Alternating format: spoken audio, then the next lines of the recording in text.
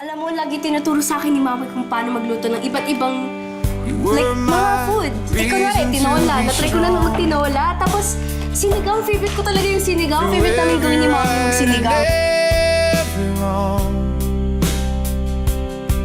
And when the world feels cold and blue, I'll always be right here with you.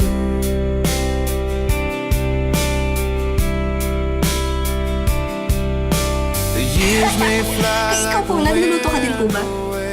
Naluluto pero kadalasan si Yaya Mila lang yung gumagawa para sa akin eh. Never change. I'll stay for you, and you'll stay for me. No matter where Buti na lang po nandito ako para tulungan ko po si Yaya. may lead.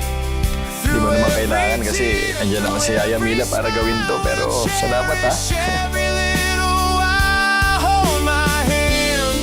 Don't let time move fast. Antik na yan ha.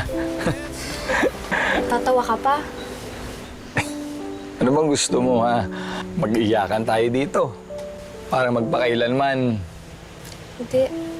Unfair lang kasi napagdaanan ko na naman yung dinanas ko na pain kay mama. You think so? Hindi ba mas painful yon kasi mas matagal kayong mag-asama? Hindi naman sa tagal yun, Dad. I'm sure marami ka nang nakilala sa buhay mo.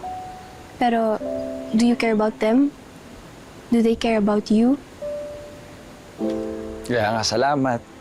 Dahil dumating ka. Anak. Pasensya ka na ha.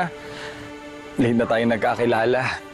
E di sana mas naging tatay pa ako sa'yo sa mas mahabang panahon.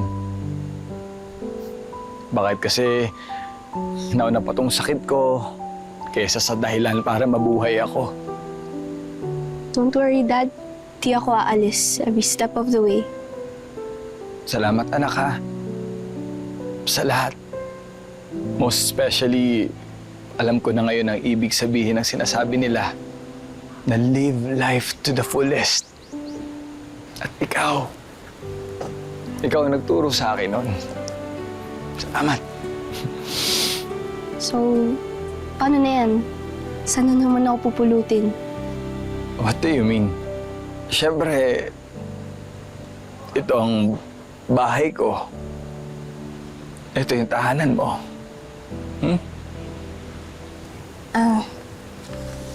Sa'yo na ulit to, Dad.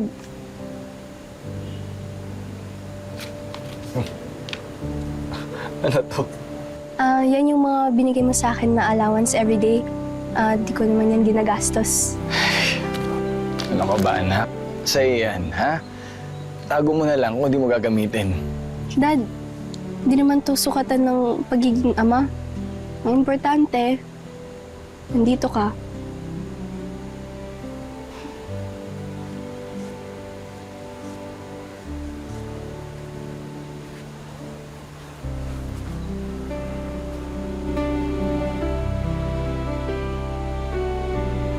Lahat ng meron ako, lahat ng na-achieve ko sa buhay, walang dahilan noon. Walang patutunguhan. Hanggang sa dumating ka, anak. Kung mabubuhay man ako muli, sana mas maaga kita makilala. Para magkaroon naman ng saysay ang buhay ko.